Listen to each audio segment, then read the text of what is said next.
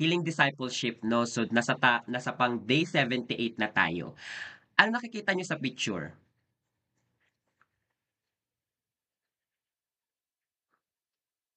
Ang tahimik ng Catholic Church na 'to. Anong nakikita niyo po sa picture? Puwede ba kayong mag-unmute? Ahas.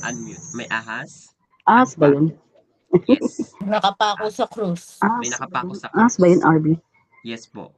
At mayroong mga tao, 'di ba may mga tao? Ayan, may mga tao. So, ang pag-aaralan natin ngayong week na 'to is the cure. The cure for your sickness and disease. The cure means ito yung lunas o gamot. Kapag tayo ay um, nakagat ng aso, ng pusa, kailangan nating vaccine agad ng anti-rabies. Tama po ba? Kapag tayo naman ay nangangailangan ng gamot sa ating mga katawan, ginagamitan I mean kapag nangangailangan tayo nanghihinay ating katawan halimbawa sa ubo, sa sipon, sa mga 'di ba gumagamit tayo ng Neosep, ng Alaxan, ng kung ano-ano pang mga gamot, sa pag-aakala natin na, yun ang cure, yun ang lunas sa ating mga physical na karamdaman. So again, dito po sa pag-aaral ng healing, hindi po natin sinasabi na yun ay masama. I mean, hindi natin sinasabi na hindi na yun effective. Nasa iyo pa rin. Kaya, hindi ko sinasabi na tanggalin nyo yung mga medicine nyo, hindi ko sinasabi na tanggalin nyo yung mga maintenance nyo. Wala po tayong mensahe na kino-communicate na ganun.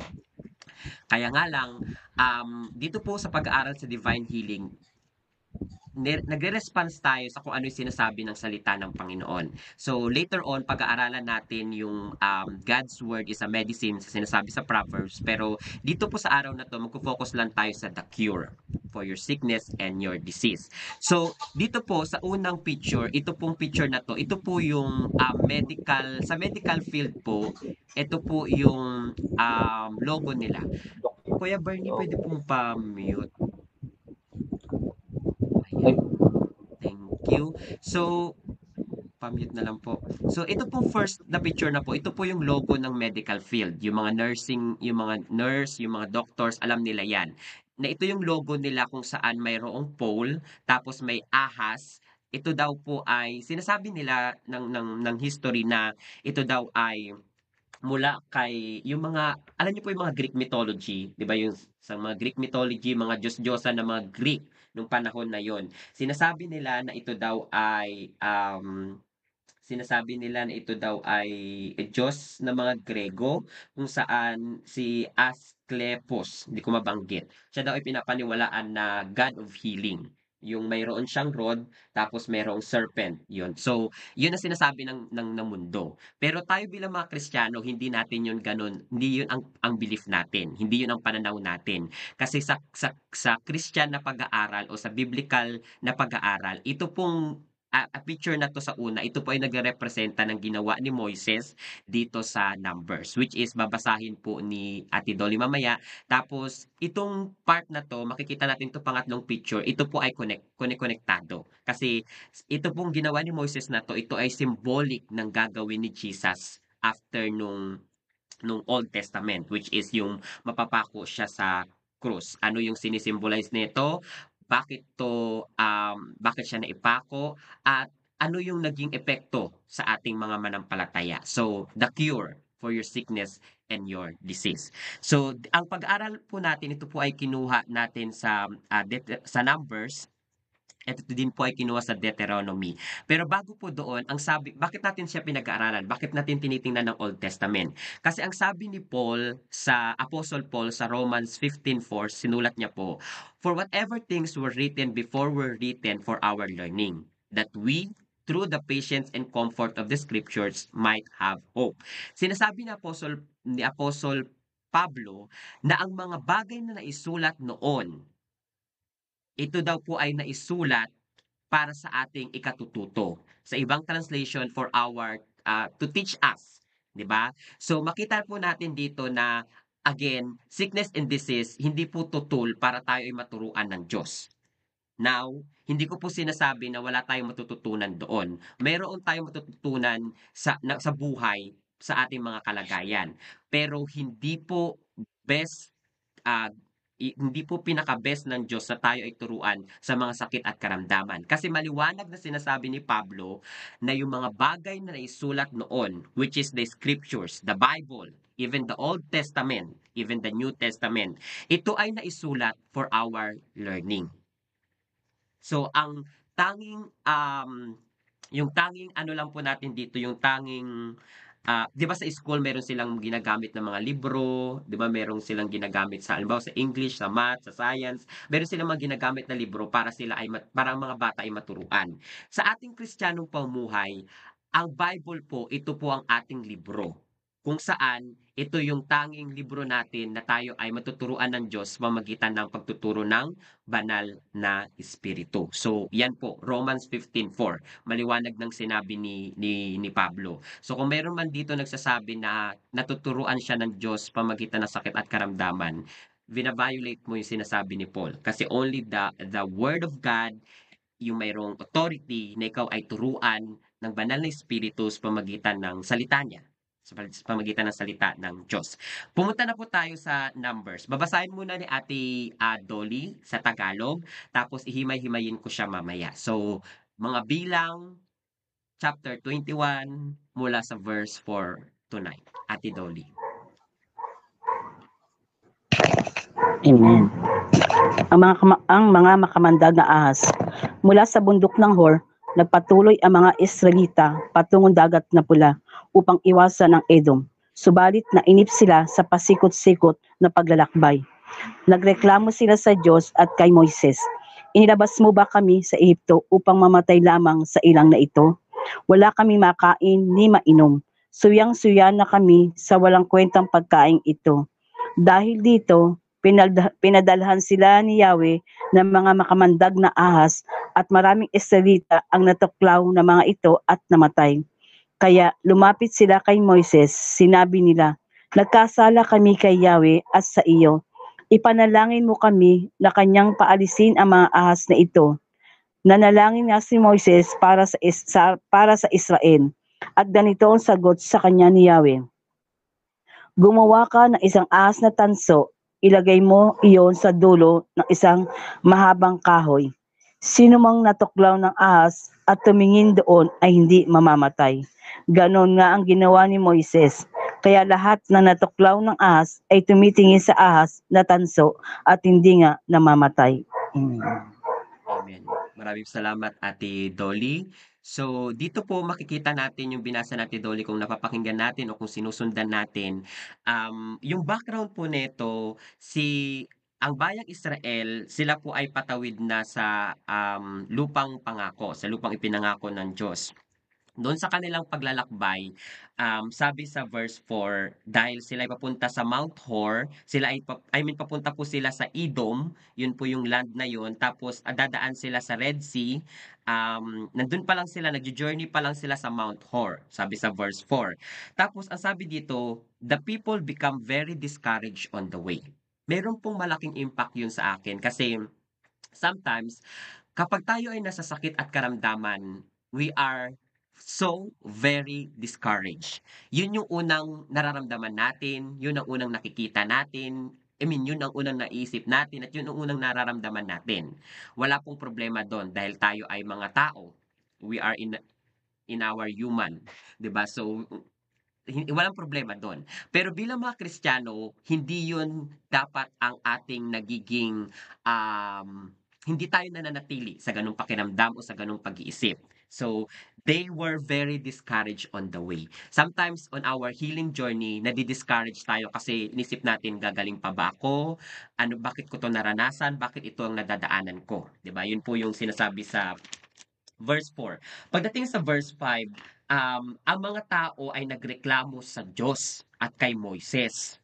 Sinabi nila sa verse 5, "Bakit mo kami dinala dito? Bakit kami mo dinala dito, Moises? Walang pagkain." 'Di ba sabi dito sa verse 5, "No food, no water." Itong problema nila, they are griping and complaining. Sila po ay mga reklamador. 'di ba? So, kapag tayo ay nasa sakit at karamdaman, sometimes dun sa journey natin ha, kino-connect lang po natin. Sometimes tayo ay nagrereklamo, sometimes tayo ay minsan madali lang sabihin sa atin na masakit yung ganito ko, masakit lahat sa akin, masakit lahat, parang gano'n yung una mong sinasabi, 'di ba? Pero bilang mga Kristiyano, hindi yun yung, dapat nating panatilihan na kalagayan, 'no? So yun ang reklamo nila sa verse 5. Verse 6 ang sabi dito, ang Diyos ay nagpadala. So the Lord sent fiery serpents among the people, and they beat the people, o bite the people. So ang Diyos, sa verse 6 po, kailangan nating maunawaan na sa pagrereklamo ng bayang Israel, pinadalhan sila ng Diyos. Pinadalhan sila ng Diyos. Meaning to say, ang Diyos ang nagparusa sa kanila na sila ay bigyan ng ahas at sila ay kagatin ng ahas na yon at may mga Israelites na namatay. Again, during the Old Testament, mapi-picture out natin na parang, bakit gano'n? Bakit parang harsh ang Diyos? Bakit parang pagparusa ang Diyos? 'Di ba gano'n? Pero kailangan nating maunawaan that during Old Testament, wala pa po si Kristo. Kumbaga yung pagpaparusa ng Diyos tuloy-tuloy, dire-diretso na natatanggap ng tao dahil wala pang nag-aalay para sa kasalanan ng sangkatauhan. So ang tao 'pag pinarusahan talaga ng Diyos, dire-diretso, yun. Ikaw ba naman, min iniisip ko nga kung ako din talaga ang leader at that time, baka hindi lang, pagpapakagat sa ahas ang ginawa ko sa kanila.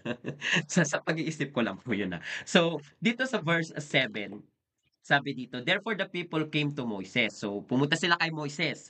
Sabi dito, we have seen, for we have spoken against the Lord and against you. So, yun ang ano nila. Bagamat nagkamali yung bayang Israel, lumapit sila kay Moises. Tapos, sabi sa ibang translation, they repent. Sila po ay nagrepent sa ginawa nila na pagsasabi patungkol kay Moises at patungkol sa Diyos, 'no? So, dahil sa reklamador sila, pinadalhan sila ng Diyos ng judgment. At after nung pinadalhan sila, may mga taong lumapit kay Moises at humingi ng kapatawaran. Kasi po ang repentance, hindi lang ito yung parang na-feel mo na sorry, nag-sorry ka, kundi talagang nag-turn around ka sa nagawa mong kasalanan sa harapan ng Diyos. So ang sabi dito, inutusan pa nila si Moises as their leader. Sabi nila, pray to the Lord that He take away the serpent from us. So Moses prayed for the people. Inisip-isip ko kasi ako ay ngayon ay nasa leadership position. Kung ako yung leader, tapos meron akong, kasi ito po ay normal ha, hindi ko alam sa inyo, sa mga leaders, sa One Heart, sa mga pastors, ito ay normal. Na kapag ikaw ay nasa pangunguna, ikaw ay nasa leadership position, meron at meron masasabi ang mga tao sa iyo. Tama? Meron at meron masasabi ang tao sa'yo, sa harapan mo, sa likod mo, mga alam mo yun, yung parang pagreklamo o pagrereklamo sa leadership mo. Meron at meron 'yan. Kahit tayo ay nasa church at tayo ay mga Kristiyano. Pero dito mahalaga nating maunawaan na hindi doon nanangan hindi nag-stay doon si Moises.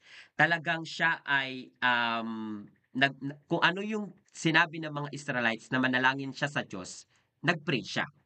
Kaya yun sa verse 7, sabi dito, "So Moses prayed for the people."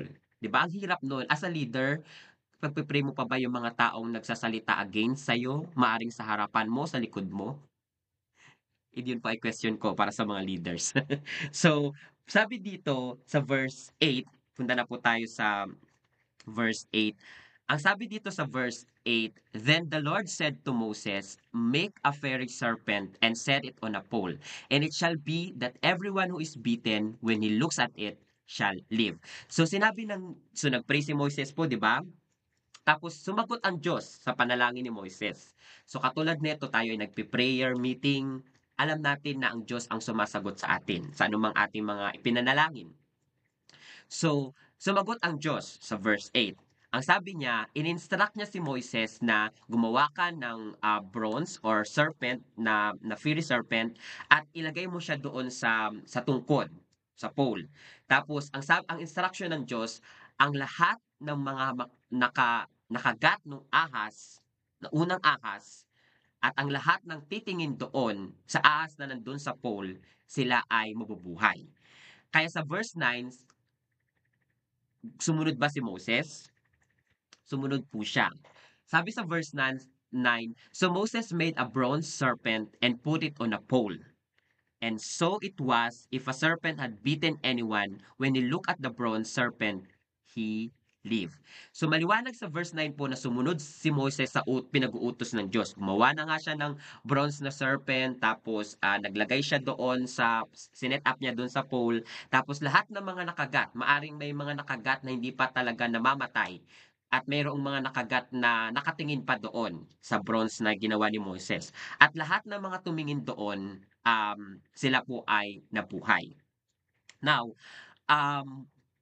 mahalaga pong maunawaan natin dito na wala pong kakaiba doon sa bronze na serpent o sa brass na serpent o gold na serpent, katulad nung napi-picture out natin dito sa picture. Wala pong ano doon, I mean, wala pong parang magic na pagtingin mo lang doon gagaling ka. Which is yun naman ang sinasabi ng salita ng Diyos. Pero mahalagang maunawaan natin na wala doon yung kagalingan. Nakita niyo po ba yun? Wala doon. Ang kagalingan nandoon sa paniniwala o sa pananalig sa sinabi ng Diyos na sila ay tumingin at sila ay mabubuhay. Yun po. Mahalaga po makita natin yun kasi sometimes tayo ay masyadong nakatingin doon sa mga symbolic, hindi tayo tumitingin doon sa Diyos na nagsabi. So, mayroon tayong faith doon sa healer natin, hindi doon sa mga ginagamit natin. For example, kung tayo gumagamit ng gamot o kung ano-ano pa mang mga sa medical, sa hospital, sa mga procedure ng doctors at kung saan-saan man. Hindi doon ang pananampalataya natin. Hindi sa sinabi ng doktor at hindi sa sinabi ng mga medical field. Ang faith natin doon sa sinasabi ng Diyos sa kanyang mga salita. Amen? Amen. Mag-amen din naman kayo. Amen. Amen.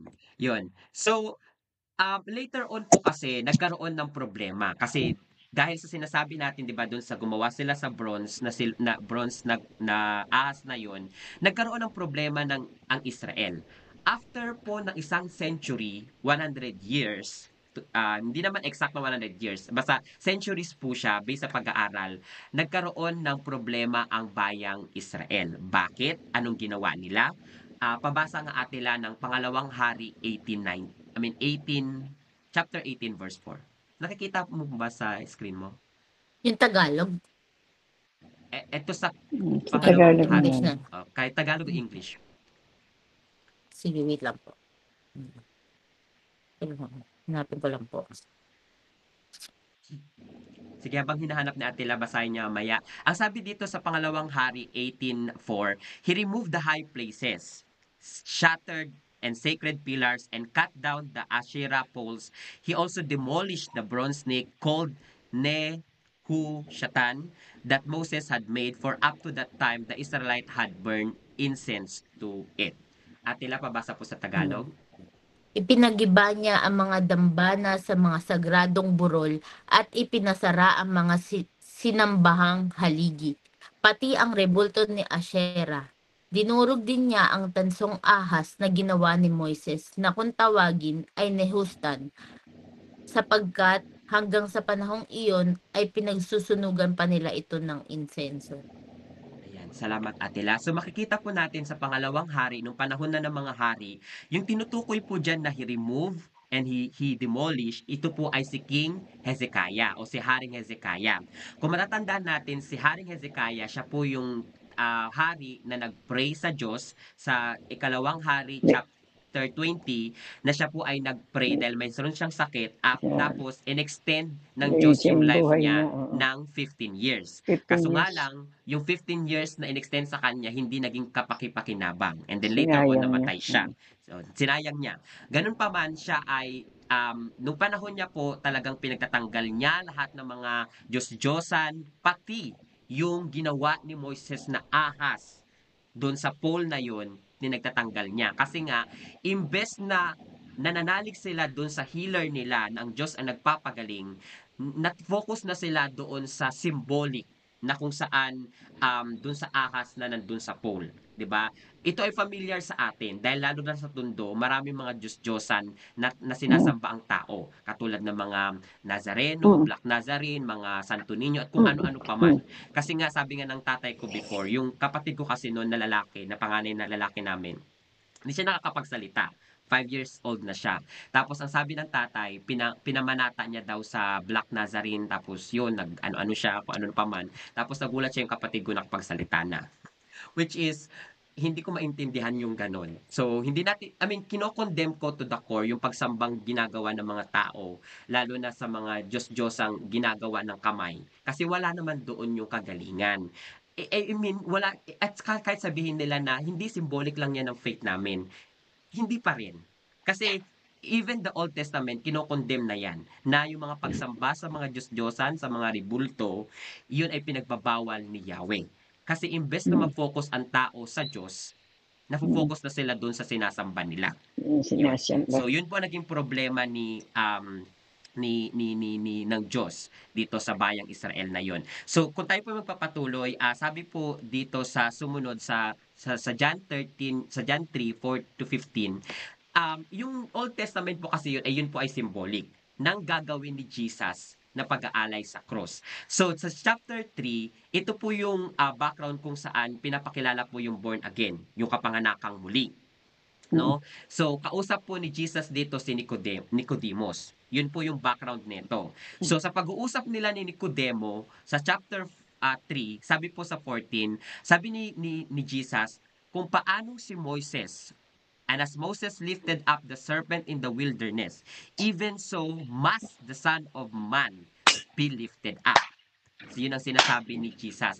Kung paanong si Moises ay nagtaas ng serpent, ng ahas doon sa wilderness no yon, at ang mga tao ay nabuhay, ganun din na kailangan mas, sinasabi dito, ang anak ng tao ay siya ay itaas.